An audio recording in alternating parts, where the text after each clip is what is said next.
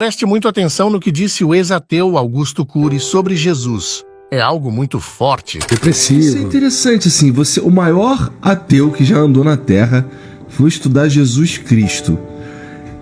Qual foi o gatilho, cara? O que fez você ir por esse caminho?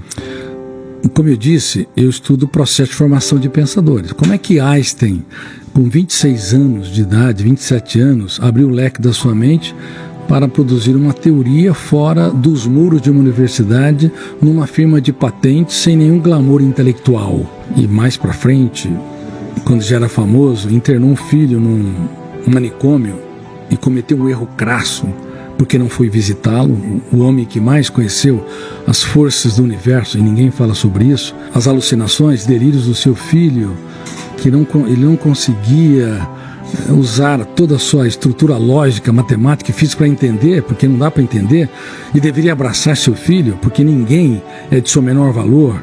Einstein não fez isso. Então, enfim, eu estudei a mente de pessoas que conseguiram libertar o seu imaginário e eram seres humanos e falharam dramaticamente.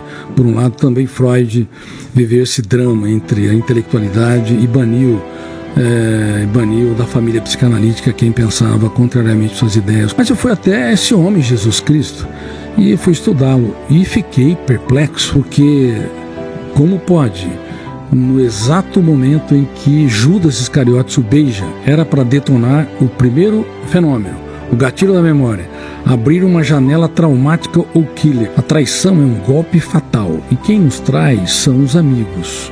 Os inimigos, os desafetos, nos frustram. Aqueles que você se doa e te machuca na raiz, isso é uma traição.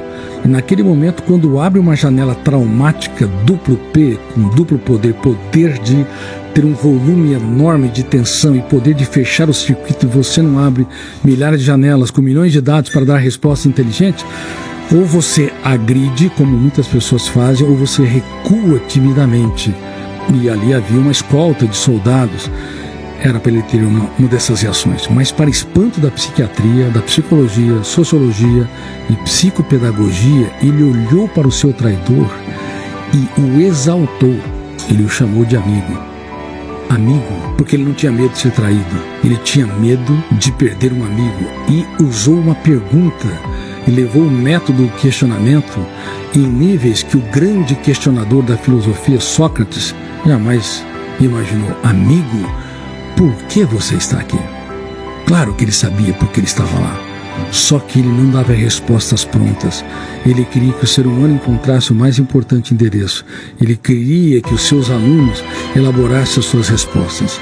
Aí eu teci uma frase: nunca alguém tão grande se fez tão pequeno para tornar os pequenos grandes.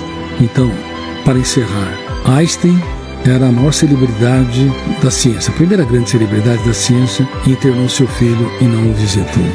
Freud, o grande construtor da psicanálise, com uma intelectualidade enorme e também muito sociável, que escrevia milhares de cartas para os seus amigos, mas não conseguiu abraçar quem o contrariava em relação à teoria da sexualidade. Agora estava ali, o mestre dos mestres, sendo beijado por um aluno, porque na verdade era uma senha para a traição, e ele de fato o abraça. Ele dá tudo que tem para aquele que pouco tinha. Eu fiquei perplexo. E aí virou cristão? E virei um cristão sem fronteiras.